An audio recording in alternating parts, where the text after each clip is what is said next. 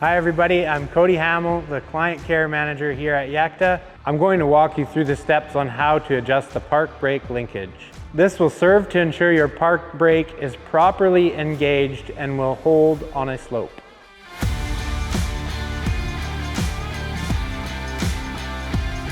This is the list of tools you'll need. Always ensure to turn off your battery disconnect before you complete any service items, as well as if you are using jacks to lift the machine rather than a hoist, ensure that you're using jack stands or blocks. With drive arms in the park position, tighten the lock nut on the bottom of the linkage until the transaxle park brake lever is in the engaged position.